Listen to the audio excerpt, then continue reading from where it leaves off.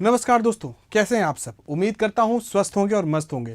दोस्तों, अगर आप चाहते हैं कि भैया मैथ्स आपको बहुत दिक्कत कर रहा है और आप सिलेक्शन चाहिए, तो भैया बिना मैथ्स का सिलेक्शन होने वाला नहीं है मित्रों।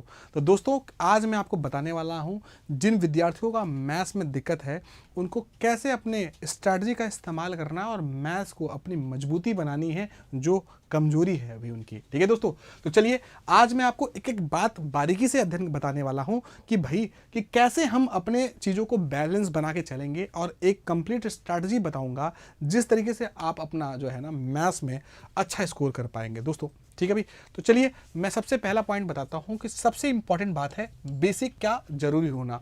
100% आप बेसिक क्या करो, क्लियर करो। जब तक आपका बेसिक क्लियर नहीं है तब तक आप कभी भी मैथ्स को सीख नहीं सकते हैं।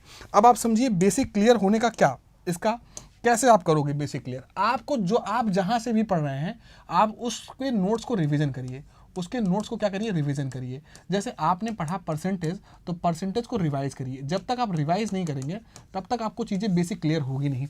तो आप बहुत अच्छे से जो भी टीचर आपको पढ़ा रहे हैं उसको फॉलो करिए, 1 बार 2 बार 3 बार उसको पढ़िए। ठीक है भाई, जब आपका बेसिक क्लियर होगा, ठीक है, अगर बेस कमज़ोर होता है तो मैथ्स कभी भी आपको आसान नहीं लगती। इसलिए आप समझिए बेसिक का क्लियर होना बहुत आवश्यक है।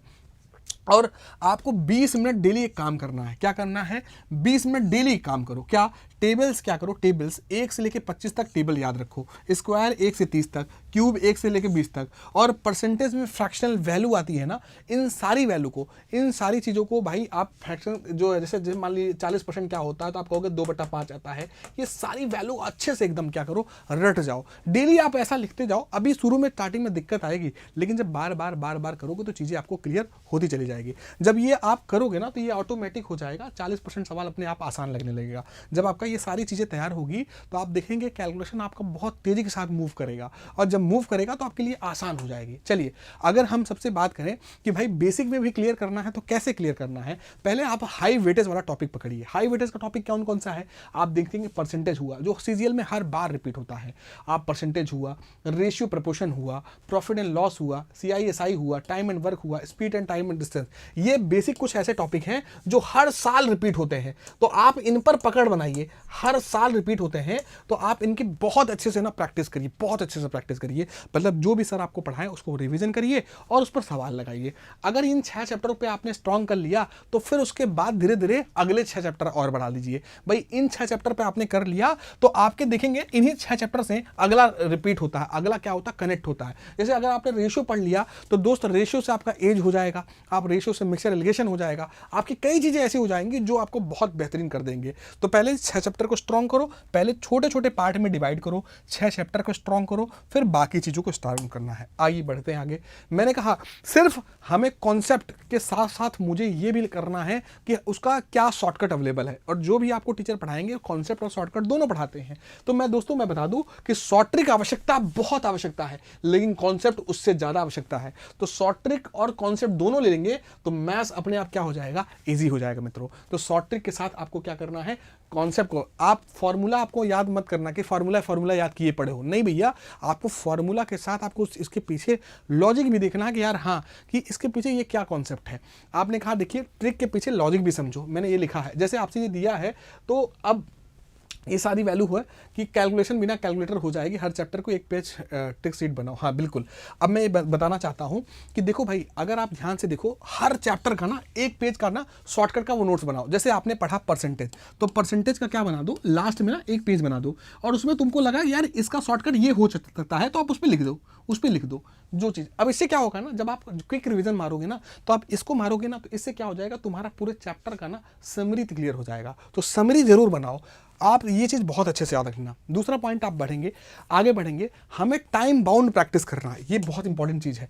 टाइम बाउंड प्रैक्टिस का मतलब क्या होता है? टाइम बाउंड प्रैक्टिस का मतलब कि अगर आपने टाइम अपने आप को सेट नहीं किया तब तक आपको कोई मतलब, अब पता चला आपने 1 दिन पढ़ा, 2 दिन नहीं पढ़ा, 3 दिन पढ़ा, भाई ऐसे कुछ नहीं होता। आपको रेगुलरिटी आपको बनानी पड़ेगी, 6 से 8 महीने की, ठीक है। 6 से 8 महीने की अगर रेगुलरिटी बनाते हैं तो आप देखेंगे कि आप जो सब्जेक्ट में आप बहुत कमजोर है ना, उसके आप एक्सपर्ट बन जाएंगे। आपको क्या करना, 25-30 क्वेश्चन, हाँ जी 25-30 क्वेश्चन डेली, 25-30 क्वेश्चन डेली क्या करना, हर चैप्टर की आपको क्या करना है, आपको 25-30 क्वेश्चन आपको डेली आपको प्रैक्टिस करना ही करना है। आप किसी भी टॉपिक को उठा लीजिए, आप उसका 25-30 क्वेश्चन डेली करिए, क्या करिए, डेली का डेली करिए, चाहे जो हो जाए। हमने कहा 25 से 30 क्वेश्चन आपको डेली मस्ट है करना। आप टाइम लिमिट बना लो, हमने कहा 40-50 सेकंड पर क्वेश्चन। स्टार्टिंग में दिक्कत आएगी, लेकिन जब आप बार बार 3 बार 4 बार रिवीजन करोगे तो ये आपकी स्पीड हो जाएगी, 40-50 पर क्वेश्चन हो जाएगी, ठीक है। तो ये आपके धीरे धीरे चीजें हो जाएगी। तो घड़ी देकर प्रैक्टिस करोगे तो डर धीरे धीरे क्या हो जाएगा, आपका खत्म हो जाएगा मित्रों। तो जब आपका घड़ी मतलब आप टाइमर सेट कर करोगे तो आपके धीरे धीरे जो डर होगा स्टार्टिंग में मैथ्स के प्रति वो खत्म हो जाएगा, ठीक है भाई। तो आप इस तरीके से आप कर पाओगे। चलिए आगे बढ़ते हैं। अब ध्यान से समझेंगे, मिस्टेक कॉपी बनाओ। मिस्टेक कॉपी क्या होता है, मिस्टेक कॉपी बहुत सारे बच्चों का, जैसे बार बार जो सवाल में बहुत दिक्कत हो रही है उसके लिए एक कॉपी बना लो, और ये कॉपी में क्या करो, जो भी गलती हुई है उस सारी गलती को लिखो। सवाल क्यों गलत हुआ, सही तरीका क्या था, ये सारी चीजें लिखना है आपको। तो एग्जाम से पहले सिर्फ यही कॉपी रिवाइज कर लोगे ना तो पूरा का पूरा आपका टॉपिक क्या हो जाएगा, क्लियर हो जाएगा। मतलब आपके मिस्टेक जो होने वाले हैं वो मिस्टेक आपके जो है धीरे धीरे समाप्त हो जाएंगे। तो मिस्टेक कॉपी का होना बहुत आवश्यक है। तो ये सारी स्ट्रेटजी होती है। अब मॉक अटेम्प्ट में कैसे करेंगे, मॉक में अटेम्प्ट स्ट्रेटजी, सारे सवाल नहीं करने, पहले वो सवाल करने हैं जो आसानी से इजिली डुएबल हो। जो सवाल आसानी से इजिली डुएबल हो पहले उनको करो, ऑर्डर फॉलो करो, हाँ जी। जैसे परसेंटेज दिया गया, रेशियो दिया गया, जिस पे आपका बहुत अच्छा डिमांड है ना, मतलब कमांड है, उस टॉपिक को पहले कोशिश किया करो करने का। अब उसके बाद जो 5 टफ क्वेश्चन होंगे ना, अगर उनको छोड़ दो तो बहुत बड़ा चीजें नहीं है। 90% एक्यूरेसी रखोगे ना तो चीजें आपको बैलेंसिंग हो, और किसी भी सब्जेक्ट में आप 90% स्कोर करते हैं तो आप बहुत अच्छा स्कोर करते हैं। ये पहले बिगिनर धीरे धीरे होगा, जब आप मॉक लगाते रहोगे धीरे धीरे आपका बिगिनिंग जो है ना वो आप एक्सपर्ट की तरफ मूव की तरह करोगे। तो ये सब सारी चीजें हैं। अगला देखेंगे, डर खत्म करने का रूल क्या है। मैथ्स से डर नहीं, रिपीटिशन से आसान होती है। बिल्कुल भैया, मैथ्स कभी भी आप जो है मैथ्स का डर जो है वो आप बार बार रिपीट करेंगे तो बड़े आराम से क्या हो जाएगी आपके लिए, वो चीज़ धीरे धीरे डर जो है आपका समाप्त हो जाएगा। तो रिपीटिशन बहुत इंपॉर्टेंट चीज़ है किसी भी टॉपिक का।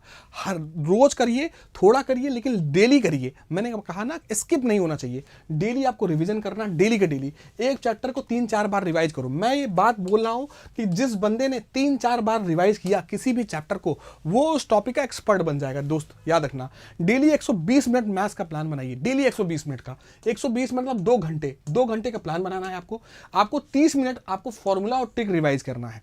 30 मिनट फॉर्मूला और ट्रिक रिवाइज करना है, 70 मिनट आपको क्वेश्चन प्रैक्टिस करनी है, और 20 मिनट गलती एनालिसिस करनी है। ठीक है भाई, ये ऊपर नीचे कर सकते हो, कोई दिक्कत नहीं। ये ऊपर नीचे हो सकता है कि कोई चैप्टर छोटा है और हो सकता है 10 ही मिनट में उसका फार्मूला और रिवाइज हो जाए, ठीक है, तो आप इसको स्किप कर दो भाई। आप उसका टाइमिंग आप प्रैक्टिस में दे दो, समझ रहे हो बात को। लेकिन आप यही लगभग रेशियो बनाओ, तो इससे क्या हो जाएगा कि आपका डर धीरे धीरे समाप्त हो जाएगा। तो दोस्तों, आप समझते हैं कि मेहनत का आपको करना पड़ेगा।